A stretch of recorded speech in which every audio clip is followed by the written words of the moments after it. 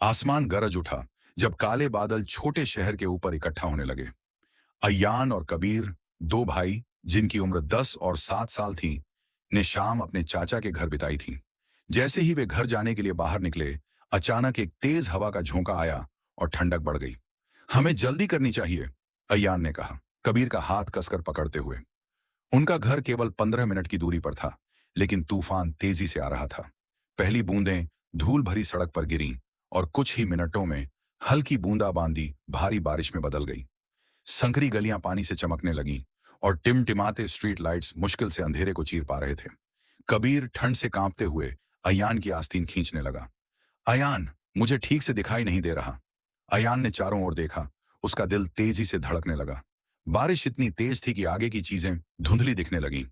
उनका रोज का रास्ता अब कीचड़ और पानी से भरा था और तेज हवाओं के कारण सीधे चलना भी मुश्किल हो रहा था।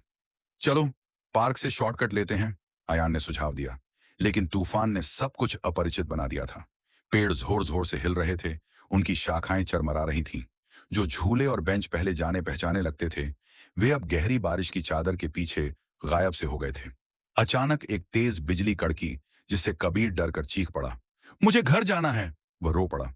अयान घुटनों के बल बैठ गया और कबीर के कंधे पकड़ते हुए बोला, सुनो, हम ठीक होंगे।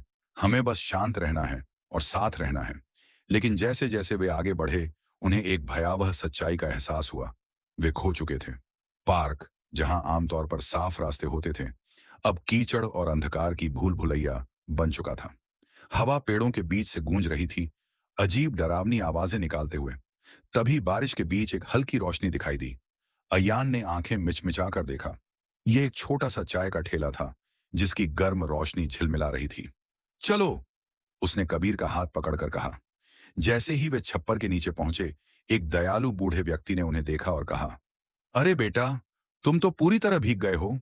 उसने उन्हें एक गर्म तौलिया पकड़ाया। हम खो गए हैं, अयान ने कबूल किया, कबीर के कांपते शरीर को तौलिए से लपेटते हुए। बूढ़ा आदमी मुस्कुराया और धीरे से बोला, मैं तुम्हारे पिता को जानता हूं। तुम पुराने डाकघर के पास रहते हो, है ना? अयान की आंखें चमक उठी। हाँ, क्या आप हमें घर पहुंचा सकते हैं? बूढ़े व्यक्ति ने सिर हिलाया और अपनी बड़ी छतरी खोली। आओ बच्चों, बारिश तेज है, लेकिन अब तुम सुरक्षित हो। जब वे पुराने व्यक्ति की छतरी के नीचे तूफान से बचते हुए चल रहे थे, अयान और कबीर को अब डर नहीं लग रहा था। जो रात पहले भयावह लग रही थी, वह अब सुरक्षित महसूस हो रही थी। आखिरकार वे अपने घर पहुंचे, जहां उनके चिंतित माता पिता दौड़कर आए और उन्हें कसकर गले लगा लिया। हम बहुत डर गए थे, उनकी मां ने रोते हुए कहा। अयान ने कबीर की तरफ देखा और मुस्कुराया। हम साथ रहे और इसी ने हमें सुरक्षित रखा। उस रात जब वे अपने गर्म बिस्तरों में लेटे हुए बारिश की आवाज सुन रहे थे, उन्हें एक जरूरी सीख मिली। सच्ची बहादुरी डर न महसूस करने में नहीं होती, बल्कि हार न मानने में होती है।